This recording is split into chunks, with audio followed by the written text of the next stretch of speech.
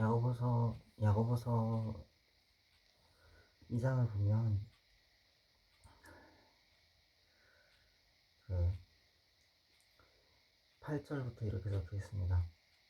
너희가 만일 경에 기록된 대로, 너희가 만일 성경에 기록한 대로, 하나님의 말씀에 기록된 대로 너희 이웃 사랑하기를 네 몸과 같이 하라 하신 최고한 법을 지키면 잘하는 것이거니와, 만일 너희가 외모로 사람을 취하면 죄를 짓는 것이니 율법이 너희를 범죄자로 정하리라, 이렇게 말씀해요. 그래서 누구든지 온 율법을 지키다가 그 하나에 거치면 모두 범한 자가 되나니, 이렇게 말씀하는데, 그러니까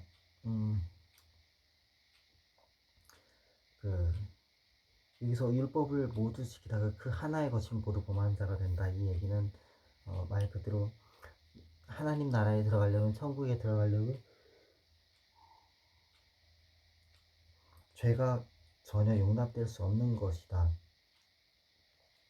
단 털끝만큼의 죄 때문에라도 반드시 지옥에 갈 수밖에 없다라는 말하고도 같은 이야기이고, 또 동시에 로마서라든지 신약 성경의 많은 곳들에서 말씀한 것이, 네가 만약에 율법을 지킴으로 의롭다 하심을 얻으려고 한다면 아무도 의롭다 하심을 얻을 수 있는 사람이란 존재하지 않는다. 율법으로 의롭다 하심을 얻을 육체가 존재하지 않는다. 아무도 율법으로 의롭다 하심을 얻을 수 없다라는 그 말씀하고 같은 이야기입니다. 그래서 이게 너무 구절이, 만일 너희가 외모로 사람을 취하면, 외적인 가치로 사람을 취하면 죄를 짓는 것이다. 죄를 짓는 것이다 라고 이야기해요. 그래서 율법이, 다시 말하지만 어떤 개인적인 그냥 성격이, 성향이 이런 게 아니라 정말로 하나님의 법이 너희를 범죄자로 정죄할 것이다, 이렇게 이야기합니다. 여기서 말하는 건 가난한 사람을 괄시하는 것 자체가 죄라는 뜻입니다. 하나님의 법에 위배되는 일이라는 뜻이에요. 그리고 외적 가치로, 다시 말하지만 학력이나 출신이나 배경이나 뭐 무슨 외모나 아니면 지식 수준이나 재산 수준이나 뭐 무슨 실력이나 미래 가치나 등등등 이런 걸로 사람을 판단한다면, 그런 걸로 사람을 이렇게 판단하고 구별하고 악한 생각으로 그렇게 판단하는 자가 된다면, 그리고 그렇게 차별하여 대우한다면, 그것이, 사람을 그렇게 대우하는 것이 하나님 앞에 죄악이다, 범죄이다 라는 얘기입니다. 쭉 그 이후 읽어보면 2장 11절에 간음하지 말라 하시니가 또한 살인하지 말라 하셨은지 네가 비록 간음하지 아니하여도 살인하면 율법을 범한 자가 된다, 이렇게 말씀해요. 그리고 22절부터 쭉 보면 너희는 자유의 율법대로, 하나님의 법은 자유케 하는 법입니다. 왜냐하면 죄로부터 자유롭게 하기 때문에 자유의 율법대로 심판받을 자처럼 말도 하고 행하기도 하라, 이렇게 말씀합니다. 13절에 긍휼을 행하지 아니하는 자에게는 긍휼 없는 심판이 있으리라. 긍휼은 심판을 이기고 자랑하느니라, 이렇게 말씀해요. 너희는 자유의 율법대로 심판받을 자처럼 말도 하고 행하기도 하라. 긍휼을 행하지 아니하는 자에게는 긍휼 없는 심판이 있으리라. 긍휼은 심판을 이기고 자랑하느니라, 말씀드렸습니다. 죄를 범하지 않는 것, 죄악을 저지르지 않는 것 자체가 자유로운 거예요. 죄를 짓지 않는 것 자체가 자유로운 거고, 하나님께 대해서 순종하는 길이 자유로운 겁니다. 하나님의 말씀을 지키고 행하는 것이 자유로운 거예요. 하나님의 법 없이 사는 것, 그것이 속박입니다. 죄에 대해서 무엇인지 알지 못하는 것 자체, 그건 정말 어마어마한 속박이죠. 예수님이 구원자이신지 모르는 것, 그것 자체가 어마어마한 속박이에요.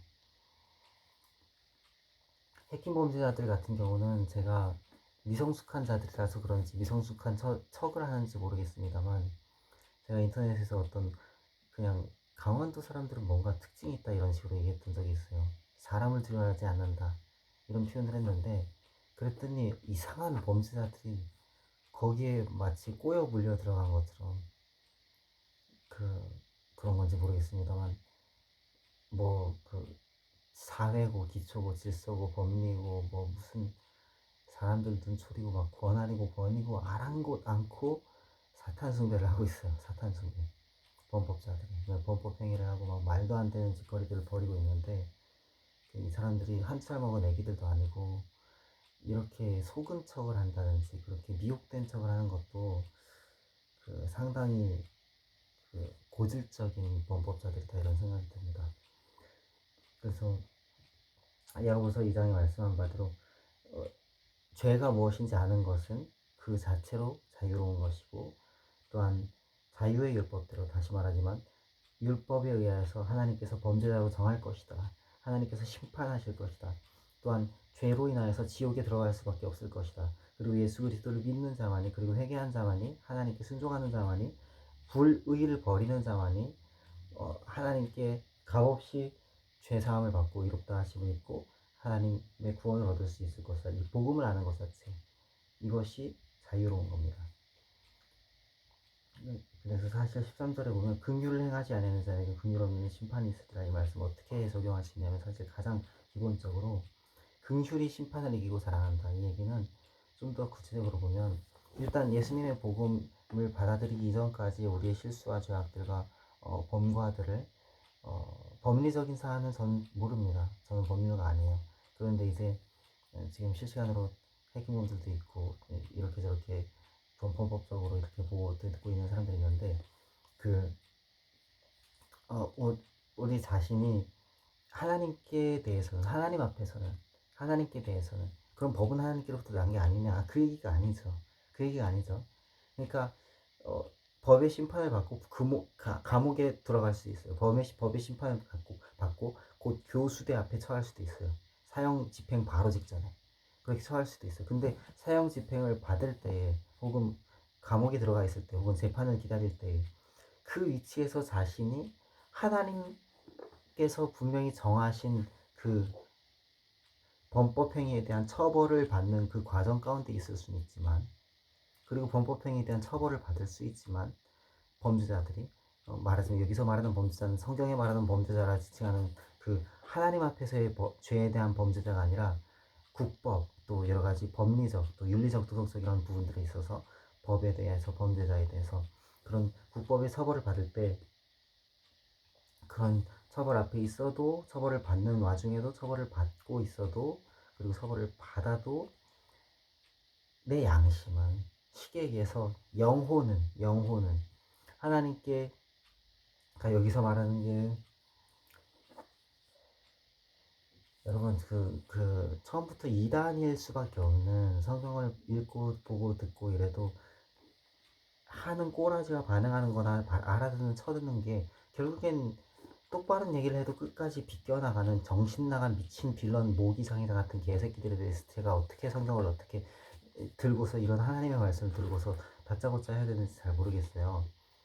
필요한 거는 쥐업해 죽이는 것밖에 없는 거예요. 이게 사람을 두려워하지 않는 거에 대한 강원도인의 특징에 대해서 얘기한 겁니다. 말로 이렇게 저렇게 하려고 해요. 내가 오늘 신호등 바꿔하고 사람 교통사고 나게 했다. 오토바이 넘어뜨렸다. 사람 쳐 죽였다. 교통사고로. 왜 그랬는데? 아니 이게 아니라 강원도 사람들이 사람을 두려워하지 않는 게 뭐예요? 그런 사람을 두려워하지 않는 범죄한 새끼가 있었어. 나 사람 두려워하지 않아. 패 죽여줄게. 이렇게 해서 패 죽이는 게 강원도 사람이 갖고 있는 사람을 두려워하지 않는 특징 가운데 아주 주요한 제가 아주 좋아하는 면모인 겁니다. 이게. 그래서 말하면 그 자유의 율법대로 심판받을 자처럼 말도 하고 행하기도 하라라고 하나님의 말씀을 말씀합니다. 구체적으로 우리가 법의 제재를 받지 않아도 법을 지킬 줄 아는 거. 사람들의 눈초리가 없어도 위협하지 않아도 가서 내가 쑤셔 죽여버린다 이렇게 말하지 않아도 법을 지킬 줄 아는 거. 사람들이 너그럽고 풍성하고 아름다운 마음으로 인자로 대해주어도 존중할 줄 아는 것. 이타심을 가질 줄 아는 것.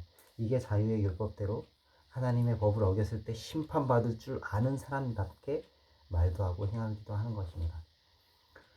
그러니까 거기에 따라서 쉽게 얘기해서 예수님 믿는 사람들이 일반적으로 갖는 그냥 정확한 지식이 뭡니까? 이전까지 범했던 범과들, 죄악들, 실수들에 대해서 다 하나님께서 그냥 내가 다 용서해줄게. 내가 다 받아줄게. 이렇게 하신다는 거 우리가 믿는 거 아닙니까? 우리가 하나님께서 베푸신 그 용서를 받아들이는 거잖아요. 그쵸? 그러니까 그 베푸신 용서를 받아들이고 이전까지 그 모든 죄악들에 대해서 하나님께서 우리에게 긍휼을 베푸셨고 값없이 그냥 용서를 베푸셨다. 이걸 믿고 그리고 더 이상 우리가 그런 죄악 가운데 다시 돌아가지 않는 거죠. 다시 그 죄를 범하지 않는 겁니다. 지금 10분 25초 방금 딱 지났는데 계속해서 교회를 출석해야 되는 거죠. 예배에 처소에 계속 나가야 되는 거죠. 예배 드리러 가지 않고서 어떻게 신앙이 유지가 됩니까? 설교를 듣고 기도를 드리고 예배를 드리고 어떤 다른 이단 종파가 아닌 정확히 성경을 기초로 한 예수님 안에서 삼일체 하나님께 예배드리고 하나님께 나가는 그런 예배 소속에 나가서 하나님과 동행하는 그런 삶을 살지 않고서 어떻게 신앙이 유지가 돼요?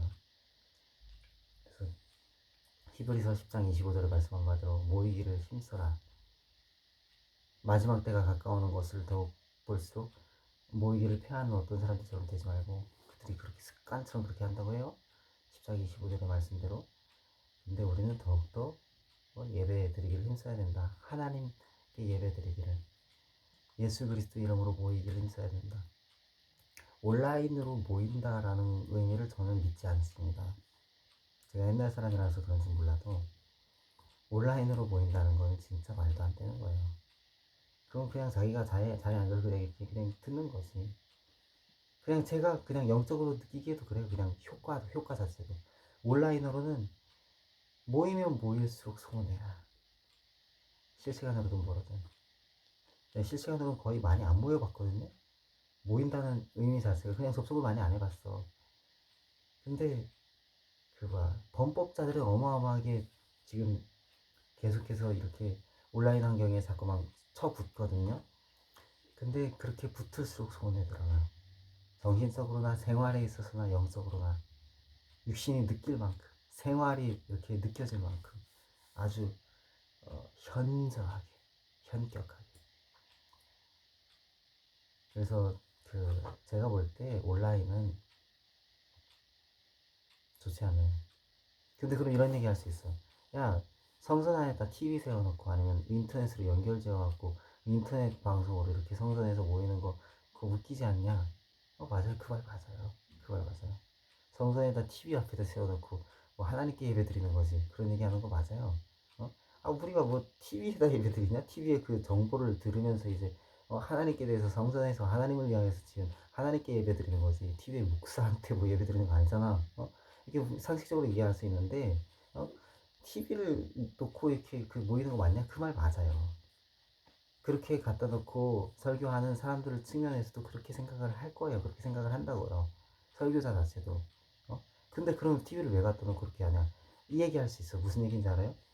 뭔가 멀티사이트 처치인데 뭐 TV를 통해서도 인터넷을 통해서도 아무튼 그 스크린을 통해서 이제 함께 어떤 은혜를 공유해요. 메시지를 공유해요. 그 사람들 집에 가서 TV 안 켜요. 그 사람들 집에 가서 휴대폰 안 켜냐고. 근데 휴대폰 켜고 TV 켜고 하루 종일 막 이러고 있고 수시로 휴대폰 열고 막 온갖 영상을 다 보고 듣고 있으면서 고작 일주일에 한 번, 일주일에 몇 번, 교회 가갖고 앉아있는데 그게 매체가 단순히 TV이고 그 매체가 단순히 뭐 실시간 인터넷 방송이라고 해서 그거는 트집을 잡겠다 이거야. 그 신부 웃기잖아요? 그 신부 웃겨요. 아주 웃기죠? 그거 진짜 무슨 한 살 먹은 애기들 그냥 막 심통 부리는 수준도 안 돼요. 순수하지도 못해. 그쵸?